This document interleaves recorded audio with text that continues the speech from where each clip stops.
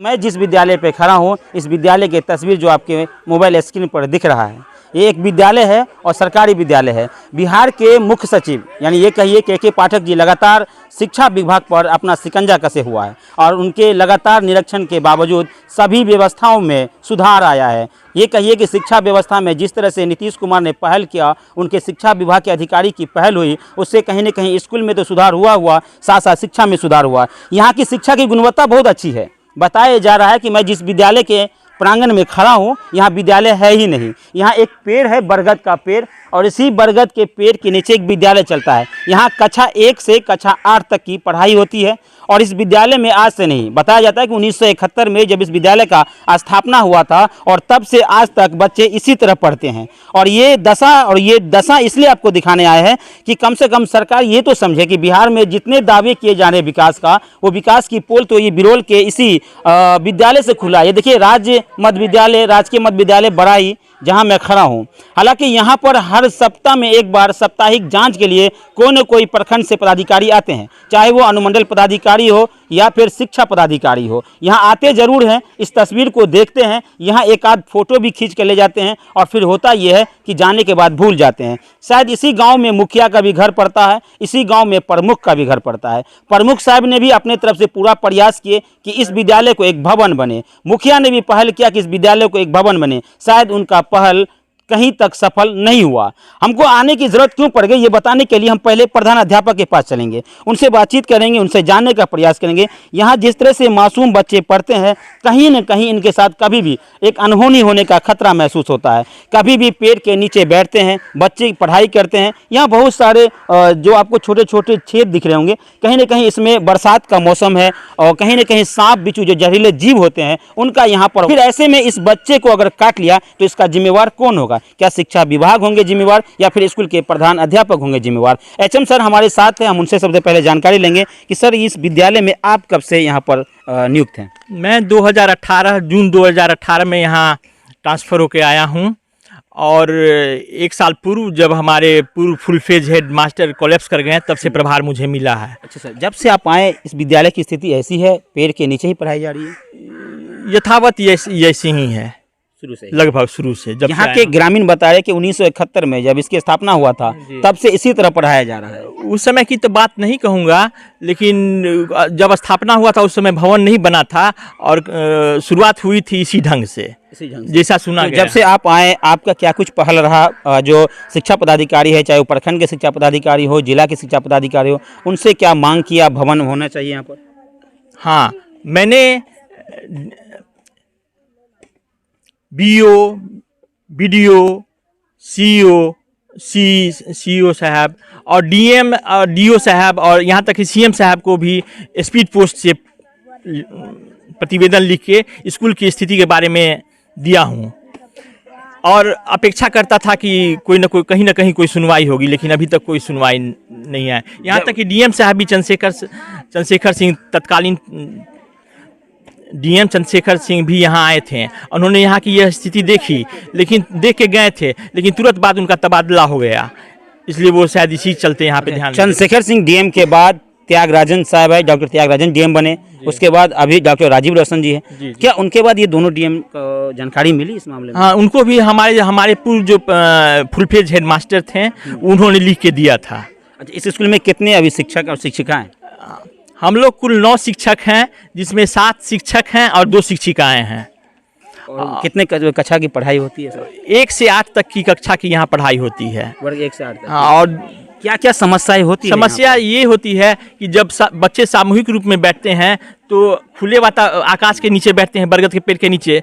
जब एक शिक्षक पढ़ाते रहते हैं तो कुछ बच्चों का कंसंट्रेशन, आकर्षण उनके पढ़ाने पर जाता है, जबकि उनके वर्ग के शिक्षक पढ़ाते हैं तो ओवरलैप कर जाता है, बात ओवरलैप कर जाता है, जिनके चलते हमें तमाम तरह की परेशानियों का सामना करना पड़ता है विषय वस्तु को समझाने में। यानी कुल मिलाकर ये समझिए कि आप ये नहीं समझ पाएंगे कि इतने बच्चे जो यहाँ बैठे हैं, वर्ग 1 का बच्चा कौन है, वर्ग 2 का बच्चा कौन है और कक्षा 3 का बच्चा कौन है और कक्षा 8 में जो बच्ची पढ़ रहे होंगे बच्चे वो कौन है, ये समझना बड़ा दुविधा है यहाँ पर। और इसीलिए एचएम साहब ने कहा कि यहाँ पर जितने भी बच्चे आते हैं उनको पढ़ाने में थोड़ी दिक्कत होती है। दिक्कत क्यों नहीं होगी, और यहाँ पर शिक्षक है उनसे बातचीत करेंगे। और ये पूरा दृश्य आपको देखिए, देखिए यहाँ पर जो बच्चे पढ़ते हैं और के पाठक जी जो बिहार के मुख्य सचिव है, अगर उनके सामने ये वीडियो जाए, शायद यहाँ से शिकायत की गई थी, जानकारी उनको मिला है, शिक्षिका है, उनसे बातचीत करते हैं। आप इसी विद्यालय में है, क्या नाम मैडम आपका? प्रतिभा कुमारी। प्रतिभा कुमारी जी है और इसी विद्यालय में है। कब से आप नाम यहाँ पर हैं आप? 2007 में आए हैं 2007 से आप यहीं कंटिन्यू है? जी। अच्छा, जो बच्चे पढ़ते हैं इसी तरह पढ़ते हैं? बिल्कुल इसी आप तरह। कौन क्लास में पढ़ाते हैं? हम 1 से लेकर 2 तक के हैं। 1 से 2 तक। समझ में आता है कि इतने भीड़ में कौन बच्चे 1 में है, कौन बच्चे 2 में, उनका फेस याद कर लेते हैं या नाम याद रहता है? फेस से पता चल जाती है, और वैसे ऐसे ही फेस से पता चल जाता है कि मेरे क्लास में कौन बच्चा है, तो उस तरह से अपने क्लास में बैठाते हैं। अच्छा, लेकिन क्लास तो है नहीं यहाँ पर, यहाँ तो बरगद फिर के भी पेड़ जो है ना, जो समूह बैच करके बैठा लेते समूह बना देते हैं। जी जी जी। यानी समूह। ये समझिए कि यहाँ पर जो बच्चे बैठते हैं पढ़ने के लिए, इसमें कक्षा 1 का बच्चा कौन है, कक्षा 2 का कौन है, और ये कहिए कि 8वीं कक्षा तक का कौन कौन बच्चे हैं, ये टीचर को याद हो जाता है। पूरी तरह से उनका चेहरा याद कर लेते हैं, उनके नाम को याद कर लेते हैं, और इसी आधार पर एक वर्ग को एक समूह बना देते हैं। अभी ये जो समूह है ये कितने वर्ग के हैं? बाबू क्या नाम है आपका? नेहा। क्या नाम है, बोलिए। नेहा कुमार। नेहा जी, ये कौन सा क्लास है, ये कौन सा वर्ग है? 8वां। अब 8वां में है? हाँ। देखिए 8वां में है, पूछने पर पता चलेगा, और इधर कुछ बच्ची से पूछेंगे तो पता चल जाएगा। आप किस क्लास में बाबू? 8 में। आप भी 8 में है? आप 8 में है? जी। अच्छा, ये 8 का बच्चा है और इधर पता नहीं कितने का बच्चा है, लेकिन समझ में नहीं आता है। जब यहाँ के सर नहीं समझ पा रहे हैं तो आम आदमी तो समझना बड़ा मुश्किल है। ये विद्यालय है राजकीय मध्य विद्यालय बराही बिरोल दरभंगा। यहाँ पे एक शिक्षिका और है, उनसे भी थोड़ी सी बात कर लेते हैं। मैडम, आप क्या नाम है आपका? भारती कुमारी। मैं 2022 में नियुक्त हुई हूँ। जी। 2022 में आप आए? जी हैं। सर। तो आपको कम समय हुआ? जी सर। अच्छा, जब से आप आए हैं विद्यालय की स्थिति ऐसी है, किस तरह बच्चे को पढ़ाते हैं, क्या क्या दिक्कत होती है आपको? दिक्कत होती है कि पास में तालाब है, जिससे बच्चा मतलब जैसे भवन विहीन है, तो इससे बच्चा तालाब में के तरफ भी जा सकता है। अच्छा, घेराबंदी नहीं है तालाब में? जी सर, बाउंड्री वाल नहीं है, इस वजह से बच्चा जो है सो तालाब में भी गिरने का डर बना रहता है। और जैसे मौसम बरसात का हुआ तो मतलब वज्रपात ये सब भी जैसे बारिश होने लगती है तो बच्चा को पढ़ाने में असमर्थ रहते हैं, क्योंकि इस पानी में भीगते हुए बच्चा को कैसे पढ़ा पाएंगे।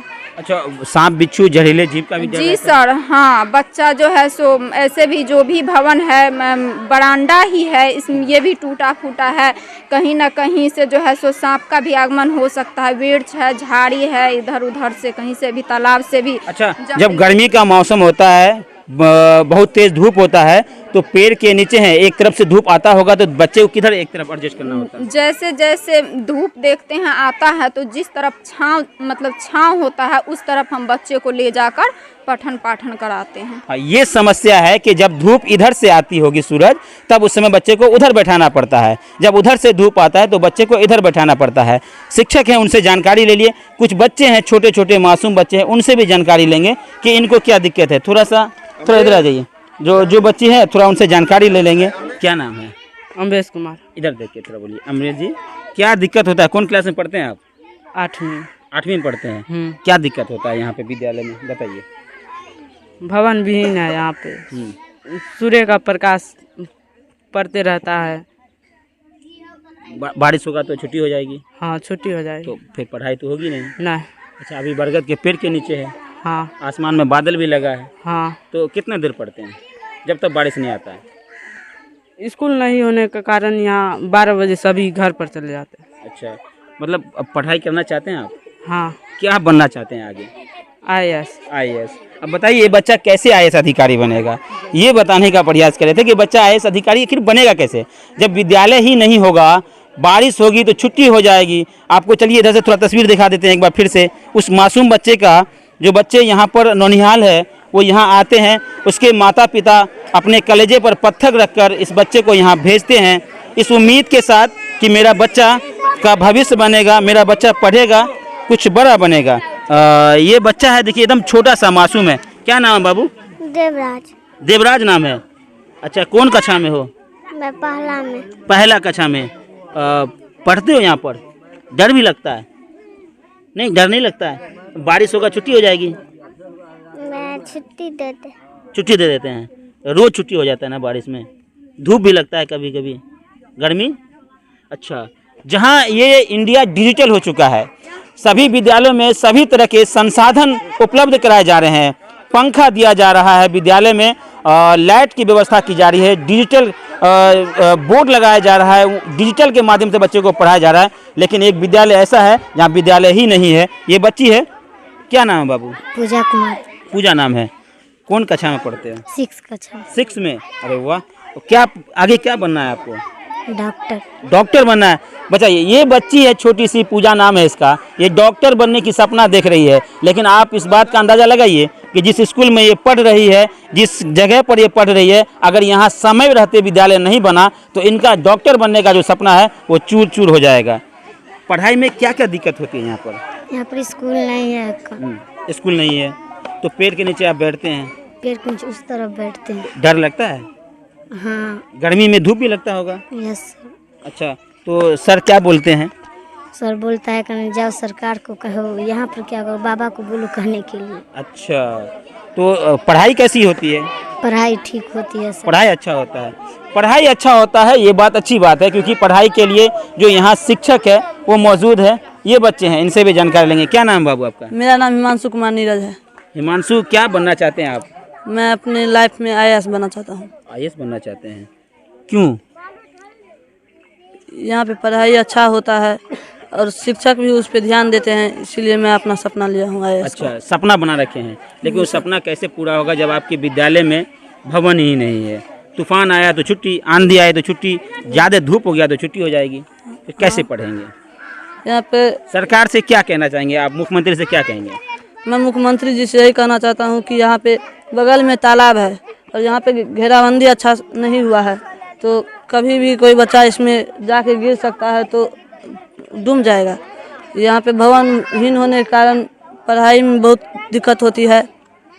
ऊपर में पेड़ पे कोई पक्षी बैठती है तो नीचे लैट्रिन कर देती है तो किताब पे गिरता है, हाँ, शिक्षक सर के भी सर सब पे गिर जाते हैं, तो दिक्कत होता है। हाँ, यही सब दिक्कत होती है। यानी ये बच्चा बोलते बोलते इनकी आंखें नम हो जाती है। नम इस बात को लेकर हो गया कि यहाँ जिस बच्चे जिस उम्मीद के साथ अपना भविष्य बनाने के लिए यहाँ बैठे हैं, शायद इनका भविष्य अंधकार में जा रहा है।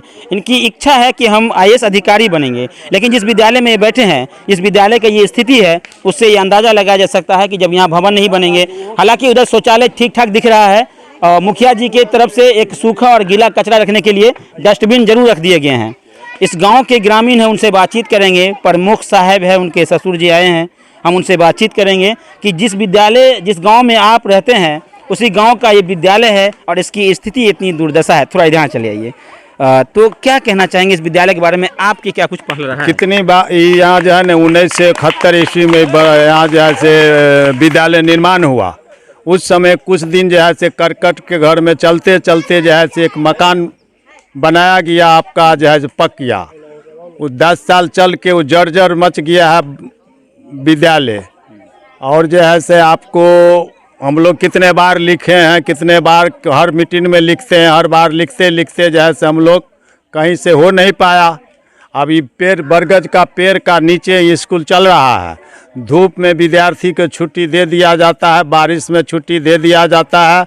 मौसम अच्छा रहता है तो 2-4 घंटा स्कूल इस बरगद के पेड़ के नीचे चल रहा है।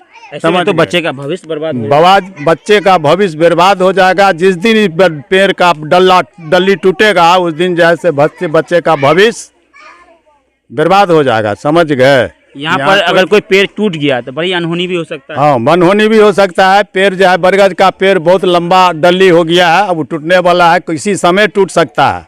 यहाँ 294 बच्चा है, 394 बच्चा नामांकित है, समझ गए? उसमें 200, 250, 250 बच्चा डेली आया करता है। अब बच्चों के साथ परेशानी है। अभी बादल छाए हुआ है, अभी थोड़े देर में अब 10 को बूंद पड़ेगा, बच्चे को छुट्टी हो जाएगा। तो ऐसे में जो बच्चे के अभिभावक हैं वो डर डर के बच्चे को स्कूल भेजते होंगे? हाँ, नहीं, डर डर से भेजते हैं। अपने अपने गार्जियन जो है से बच्चे को भेजते हैं, लेकिन बच्चा का भविष्य अभी बचा हुआ है, इसलिए बच्चा यहाँ कुछ नहीं अभी तक नुकसान हुआ है। देखिए, यहाँ छोटे छोटे बच्चे हैं। एक छोटी सी बच्ची है। कौन कक्षा में पढ़ती हो बाबू? 6ठा में। 6 क्लास है। जी क्या सर। नाम है आपका? मंजू कुमारी। अच्छा, ये पेड़ गिर सकता है, डर लगता है आपको? जी सर। डर लगता है कि पेड़ गिर जाएगा टूट जी के? सर। टहनी जी सर। पेड़ का टहनी टूट के गिर जाएगा बाबू, डर लगता है? जी सर। लगता है डर? जी सर। तो डर नहीं लगता आपको? लागे सर। तो मम्मी पापा क्या बोलते हैं जब स्कूल आते हैं? बस पेड़ से बच के रह। पेड़ से बच के रहना है।